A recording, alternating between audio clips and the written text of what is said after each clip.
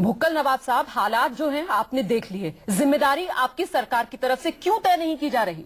नहीं, आप देखिए हमारे सामने कैमरा है, हमने वो टीवी को नहीं देखा, लेकिन बता दें कि हमारे मुजफ्फरनगर के अंदर 41 कैंप थे, जिसमें से 40 कैंप जो है वो अपने अपने घर जा चुके हैं। 41 में 40 चले गए, सिर्फ एक कैंप लोही का कैंप बचा है। भुक्कल नवाब साहब, एक मिनट के लिए भुक्कल नवाब साहब, मैं आपको यहाँ पर रोकना चाहूंगी, 1 मिनट के लिए बस। और इसका जवाब जो बात आप कह रहे हैं नौमानी साहब देना चाह रहे हैं। जी नौमानी साहब, दिएगा। देखिए ये कहना जो सही है, अभी हमारे लोग जो है वहाँ 24 घंटा काम कर रहे हैं जमीयत के लोग, और अभी जो जिम्मेदारियां निभा रहे हैं, देख रहे हैं मामले को। मौलाना हकीमुद्दीन साहब से हमने 1 घंटा पहले अभी रिपोर्ट ली है, उन्होंने कहा कि 25,000 के करीब लोग जो है अभी भी घर से बाहर हैं, और जो है इसी तरह से जो है 25 के करीब जो है कैंप जो है शामली, कैराना और जोया वगैरह के इलाके में मौजूद हैं।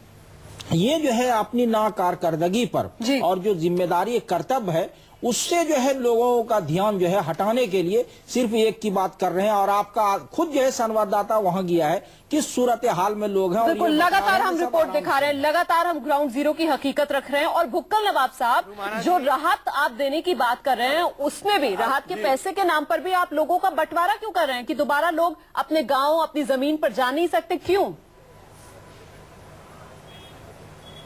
नहीं, तो ये वो लोग हैं जो गांव जाना ही नहीं चाहते, उनको डर है कि हम जाएंगे तो हमको मार दिया जाएगा। बहुत ही गरीब लोग हैं, परेशान लोग हैं। नवाब साहब, आप क्या बात कर रहे हैं? मतलब सरकार पर लोगों का भरोसा ही नहीं है।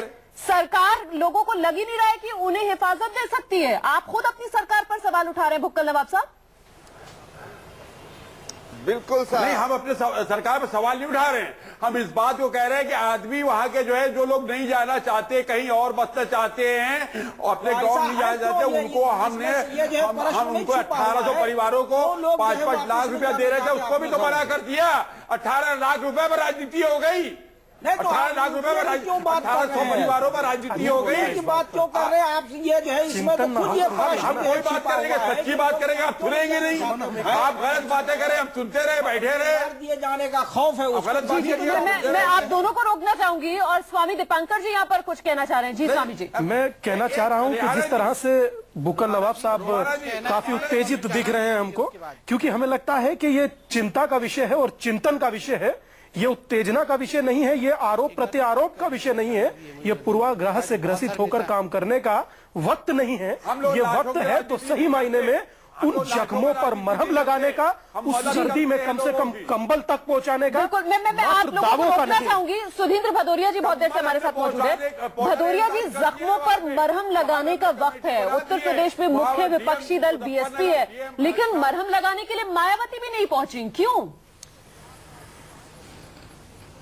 देखिए, आज जो मुजफ्फरनगर के अंदर हुआ है, आप बहन मायावती जी की बात कर रही हैं। जब पिछले उत्तर प्रदेश के आप तमाम आंकड़े देख लीजिए, 4 बार वो मुख्यमंत्री रहीं और यहाँ पर 100 दंगे हो गए। बहन मायावती जी के शासनकाल के दौरान एक भी इस तरह की कोई घटना नहीं घटी। मेरा सवाल ये है कि मायावती पहुंची नहीं, दंगा पीड़ितों के जख्मों पर मरहम लगाने के लिए मायावती क्यों नहीं पहुंची? बहुजन समाज पार्टी के कार्यकर्ता पूरे प्रदेश के और विशेषकर मुजफ्फरनगर और उसके आसपास के जिलों के वहां पर राहत का काम में लगे हुए हैं। मैं ये भी कहना चाहता हूं कि जहां फारूकी साहब जैसे लोग, जो आप जानते हैं कुछ समय तक समाजवादी पार्टी में थे, उनका दर्द देख के ये पता चलता है कि आज समाजवादी पार्टी ने। भदौरिया साहब, मैं बताना चाहती हूँ कि कमाल फारूकी इस वक्त हमारे साथ इस पेशकश में नहीं है, तो बेहतर होगा कमाल फारूकी के बारे में अब हम कोई बात नहीं करें, क्योंकि वो खुद को डिफेंड नहीं कर पाएंगे। संबित पात्रा हमारे साथ मौजूद है। संबित, बीजेपी पर यह आरोप कि दंगा पीड़ितों को बीजेपी नजरअंदाज कर रही है क्योंकि वो एक खास समुदाय से ज्यादा तादाद है उनकी, क्यों? देखिए, सबसे इस प्रश्न का उत्तर तो मैं बाद में दूंगा, मगर एक बहुत महत्वपूर्ण बिंदु मैं यहाँ लाना चाहता हूँ। आप भुक्कल नवाब जी से पूछिए, इस पूरे प्रकरण के बाद जब रिफ्यूजी कैंप्स बने थे, इन्होंने एक कमेटी बैठाई थी रामगोपाल यादव जी के नेतृत्व में। उस कमेटी का नाम रखा था सद्भावना कमेटी। और सद्भावना कमेटी की रिपोर्ट को आप पढ़िएगा तो आप सिहरा उठेंगे, क्योंकि सद्भावना कमेटी कहती है कि ये जो बंधु हमारे रिफ्यूजी कैंप्स में हैं, वो खुद गाँव वापस नहीं जाना चाहते हैं, क्योंकि वो चाहते हैं कि सरकारी जमीन को हड़प ले और यहीं घर बना ले। ये सद्भावना कमेटी कहती है। और सद्भावना कमेटी यह भी कहती है कि जो रेफ्यूजी बेचारे उस कैंप कैंप में हैं वो घर वापस इसलिए नहीं जाना चाहते हैं क्योंकि वो नहीं चाहते हैं कि जो ऋण उन्होंने लिया हुआ है और लोन को वापस करना पड़े उन्हें। तो यह तो सपा सरकार के अंदर का विषय है। सपा सरकार समझती है कि रेफ्यूजी वापस इसलिए नहीं जाना चाहती है कि उसे डर है अपने जानो माल का, वो इसलिए नहीं जाना चाहती है कि सरकारी जमीन जंगलों का हड़पना चाहती है। तो जिस सरकार की मानसिकता ही इस प्रकार की है, वो मानसिकता कैसे किसी रेफ्यूजी को आगे बढ़ा सकती है? आप बुक्कल नवाब जी से पूछिए। संबित पात्रा जी, मैंने पहले ही कहा था जब अखिलेश जी सवाल पूछ रहे थे कि आप अपनी बात रखिए, सवाल पूछने का काम आप मेरे लिए छोड़ दीजिए। मैं अब आपसे सवाल पूछ रही हूँ कि आरोप बीजेपी पर ये लग रहे हैं क्योंकि दंगा पीड़ित ज्यादातर एक खास समुदाय से आते हैं, इस वजह से बीजेपी उन्हें नजरअंदाज कर रही है। आपका जवाब, दर्शक आपका जवाब सुनना चाहते हैं। नहीं, बिल्कुल नहीं। हमारे लिए समाज में कोई न मेजॉरिटी है न कोई माइनॉरिटी है। हमारे लिए समाज में हर कोई हिंदुस्तानी है, भारतवर्ष का निवासी है और दोनों हमारे लिए बराबर हैं। जहां तक कुछ विधायकों की बात आप कर रहे हैं तो मैं बिल्कुल स्पष्ट रूप से बता दूं, ये एक सिलेक्टिव अरेस्ट किया था समाजवादी पार्टी ने, वो भी अखिलेश जी की सरकार ने इसे मदद भी की थी क्योंकि किसी न किसी रूप से वो चाहते थे कि भारतीय जनता पार्टी को इसमें जो है फंसाया जाए। मगर आप दिल पे हाथ रख के किसी भी नेता को पूछिए, हर कोई जानता है। मैं दिल पर हाथ नहीं रखूंगी और ना ही मैं किसी और से कहूंगी कि आप में से कोई दिल पर हाथ रखे, क्योंकि मैं दिखाना चाह रही हूँ, कुछ रिपोर्ट दिखाना चाह रही हूँ मैं आपको। 3 महीने पहले जब दंगों की चिंगारी उठी थी तो सियासत को शर्मसार करने वाली एक तस्वीर सामने आई थी जिसमें यूपी के हर एक सियासत दलों का चेहरा बेनकाब हुआ था। जिन नेताओं के ऊपर दंगों को रोकने की जिम्मेदारी थी वो अपनी जिम्मेदारी भूलकर चिंगारी को ही हवा दे रहे थे। इलाके को सांप्रदायिकता के नाम पर बांटने की कोशिश हो रही थी। देख सकते हैं आप, इसमें बीएसपी के नेता भी हैं, कांग्रेस के नेता भी हैं, बीजेपी के नेता भी हैं, तमाम दलों के नेता जो इन तस्वीरों में नजर आ रहे हैं। जी, तो अब मैंने जैसे पहले ही कहा कि सवाल पूछने का हक मेरा है। अखिलेश जी, सवाल मैं आपसे पूछ रही हूं, क्या कार्रवाई कांग्रेस की तरफ से की गई अपने उन नेताओं पर जिन पर आरोप लगे? एक दूसरे से पूछ सकते हैं। देखिए, समाज में सभी लोग लोकतंत्र में सवाल एक दूसरे से पूछ सकते हैं। जी, जवाब जी, आवाज मिल रही है? सुनने में इंटरेस्टेड हैं क्योंकि मेरे जवाब के बाद आपको पसंद नहीं आता है तो आप कहीं अन्यत्र चले जाते हैं। तो सवाल अगर जवाब अगर अच्छा ना लगे तो भी सुने, दूसरे लोग भी सुनने को तैयार बैठे। हमको तो ये नहीं समझ में आ रहा है कि आप किस कंक्लूजन पे इस बहस को ले जाना चाहते हैं।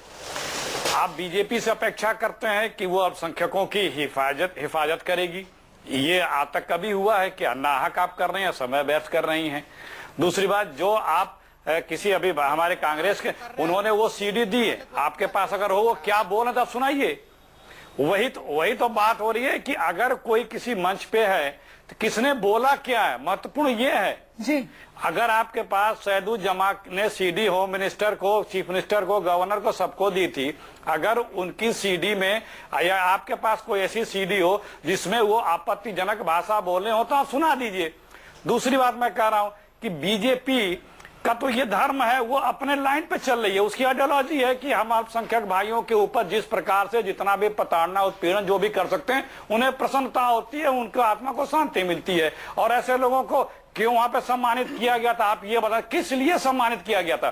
क्या उन्होंने दंगा रोकने में भूमिका निभाई थी, या पुनर्वास स्थापित करने में भूमिका निभाई थी, या घुस करके या जा करके लोगों के बीच में खड़े होकर कहा कि अब लड़ाई हुआ तो मेरे ऊपर आपको लड़ना होगा? किस लिए उन्हें सम्मानित किया गया था? ये बीच में कौन बोल रहा है भाई? किस लिए उन्हें सम्मानित किया गया था? ये किस लिए, ये बतावें। क्या उन्होंने इस सब चीजों को रोकने के लिए अपनी जान हथेली पे लेके आ गया है? क्या इन पीड़ितों के लिए कुछ किया? क्या किया? सबको पता है जो किया, किस लिए वो सम्मानित किए गए मथुरा पे। तो ये अनर्गल बातें हैं। महत्वपूर्ण ये है कि इतना दिन ये चलता जा रहा है। हर राजनीतिक व्यक्ति के लिए ये अविश्वसनीयता के लिए प्रश्न चिन्ह है। सत्ता में जो बैठा है सबसे पहली जिम्मेदारी उसकी है। क्यों नहीं समय पे उसने काम किया? जो चीजें सबको पता हो रही है, दिख रही हैं, क्यों नहीं कंट्रोल करने के काम किया? अभी 10 दिन की पहले की रिपोर्ट बताएं, हम लोगों के पार्टी की सूचना थी 17 कैंप थे 10 दिन पहले तक। सरकार 10 दिन पहले बोली थी 7,000 लोग हैं, लेकिन हमारी सूचना के मुताबिक 12-13,000 लोग कैंपों में थे। तो मैंने शुरू में कह दिया था कि हमें आंकड़ों में उलझाना नहीं चाहिए, क्योंकि हमारी टीम भी लगातार मौके पर पहुंची है और वहां पर जो असली तस्वीर है वो हमारे कैमरे में भी कैद है। हमारे रिपोर्टर ने खुद आंखों देखा हाल दिखाया। इससे पहले मैं ब्रेक पर जाऊं, संबित यहां पर जवाब देना चाह रहे थे। संबित, बहुत संक्षिप्त में। देखिए, मुझे बड़ा दुख हो रहा है कि अल्पसंख्यकों को लेकर भाजपा की क्या नियत है, इस पर कांग्रेस सवाल उठा रही है। मुझे याद दिलाने में कोई हिचक नहीं होगी कि थोड़े दिन पहले मदनी जी ने क्या कहा था। उन्होंने कहा था कि इस प्रकार कांग्रेस अल्पसंख्यकों को डरा डरा के वोट लेने का काम कर रही है। अगर आज तक अल्पसंख्यकों के लिए कोई एक, अरे अखिलेश जी सुन तो लीजिए, कोई एक अच्छा काम किया होता तो सचर कमेटी की रिपोर्ट वो नहीं होती जो चलिए हम मुद्दे से भटकेंगे नहीं। हम आज सच्चर कमेटी के बारे में बात नहीं कर रहे हैं, फिर किसी और दिन इस मुद्दे पर चर्चा हम जरूर करेंगे। मुजफ्फरनगर मांगे हक, मुजफ्फरनगर को हक कैसे मिलेगा? एक लाइन में अपने सब खास मेहमानों से मैं जवाब चाहूंगी। सबसे पहले संबित पात्रा, कैसे मिलेगा मुजफ्फरनगर को हक? एक लाइन में जवाब। जब राजनीति समाप्त हो जाएगी और इंसानियत ऊपर हो जाएगा, मुझे लगता है तब हक मिल जाएगा। अखिलेश जी? सरकार अभी तक विश्वास नहीं जगा पाई है लोगों में सुरक्षा की। उसे सबसे पहले ये करना पड़ेगा कि लोगों को सरकार पे भरोसा और विश्वास हो। जी बुक्कल नवाब साहब, जिम्मेदारी कुल मिलाकर आप पर आती है, क्योंकि सरकार तो आप ही चला रहे हैं। कुछ वक्त बता पाएंगे आप कि जब तक आप ये भरोसा दें कि लोगों को हक मिलेगा? हक तो पूरा दिलाया जा रहा है। हम जो अब आपसे बात कहने जा रहे हैं, हमारे शामली के अंदर सिर्फ 4 कैंप बाकी रह गए हैं। ये जो मलकापुर और बानवी का कैंप जो है, ये इन कैंपों में 50% लोग जो है मुजफ्फरनगर दंगे के नहीं है। देखिए बुक्कल नवाब साहब, आप जो बात कर रहे हैं, जो दर्शक देख रहे हैं कार्यक्रम, वो भी हंसेंगे। बाहर के लोग हैं। पहले आपने कहा था कि 40 कैंप थे, 40 बंद हो गए, सिर्फ एक बचा है, और अब आप खुद मुझे गिना रहे हैं कि 4 कैंप रह गए हैं। आप क्या? नहीं, वो मुजफ्फरनगर में थे। नहीं, वो 41 कैंप जो थे वो वहां थे मुजफ्फरनगर में, उसमें सिर्फ एक कैंप रह गए लोई। शामली में 17 कैंप थे, उसके अंदर सिर्फ 4 कैंप रह गए हैं, जिसमें मलकापुर और बानवी जो है उसके अंदर 50% जो है मुजफ्फरनगर दंगे के लोग आज की तारीख, आज के दिन, आज का टाइम, आज के वक्त तक नहीं रह रहे। बाहर के लोग रह रहे हैं। चैलेंज के साथ कहते हैं अगर नहीं निकलेगा तो देखिए बात फिर वहीं आ गई घूम फिर के कि क्या उत्तर प्रदेश का हिस्सा नहीं है शामली? आपने पहले क्यों आंकड़ों में बात को छुपाने की कोशिश की? इसमें बात को घुमाइए मत। मेरा बड़ा सीधा सवाल आपसे है, अगर आप इसका जवाब दे पाए तो जरा दे दीजिए। आज न्यूज 24 पर आप ये बताकर जाइए दर्शकों को कि कब ये हालात बदलेंगे, कितना वक्त लगेगा दंगा पीड़ितों को इंसाफ मिलने में, बता दीजिए आज। हम बता दो रहे, आप सुनना नहीं जा रही है। हमारे वहां मुजफ्फर में 41 कैंप थे, उसमें 40 रह गए। शामली में हमारे 17 थे, वहां पर 4 कैंप रह गए। 4 में मलकापुर और बानवी जो है उसके अंदर 50% बाहर के लोग रह रहे हैं। और दूसरा जो तीसरा कैंप शामली है और कंडला है, वहां के ऊपर पूरी सुविधाएं दी जा रही हैं। बुक्कल नवाब साहब, मुझे तरस आ रहा है किस मासूमियत के साथ आप जो दर्शक हैं उन्हें भी बेवकूफ बना रहे हैं, जो कार्यक्रम देख रहे हैं आप उन्हें भी बेवकूफ बना रहे हैं, और किस तरीके से आप आम भोली भाली जनता को इस तरीके से आंकड़ों में उलझाकर बेवकूफ बनाते होंगे। मैं दोबारा आपके पास नहीं आऊंगी, मैंने आपको कई बार मौका दिया अपनी बात रखने के लिए। नोमानी साहब हमारे साथ मौजूद है। नोमानी साहब, कैसे मिलेगा मुजफ्फरनगर को उसका हक? देखिए, हिंदू मुस्लिम और आंकड़ों में उलझाना और सच पे पर्दा डालना ये बहुत बड़ी बेईमानी है। असल बात ये कि जो दंगा पीड़ित है उनके लिए जो है राहत, आराम और कंबल और जो चीजें जरूरत की है वो जो है वो उनको जो है मुहैया कराना जरूरी है। जी, और स्वामी दीपांकर जी, आपकी नजर में आपको कैसे लगता है, क्या वो कदम जो फौरन उठाए जाने चाहिए ताकि मुजफ्फरनगर को उसका हक मिले? रोमाना, हम सिर्फ इतना कहना चाहते हैं बहुत कम शब्दों में कि जो पीड़ित हैं वो मात्र कैंप में ही नहीं है। जोली से आने वाला एक बहुत बड़ा तबका जो रास्ते में से ही गायब हो गया, उसका पता तक नहीं लगा कि आखिर लोग गए कहां। उन लोगों को खोजकर उनका भी इलाज हो, उनका भी पता लगे। और जो लोग आज इस अवस्था में, इस हाल में है, इस बदहाल में है, जिसकी जिम्मेदारी सिर्फ और सिर्फ सरकार की बनती है, आखिरकार वो गए कहां, उसका जवाब तो बनता है और उनको उनका हक मिलना चाहिए। बहुत बहुत शुक्रिया आप सभी खास मेहमानों का इस पेशकश में हमारे साथ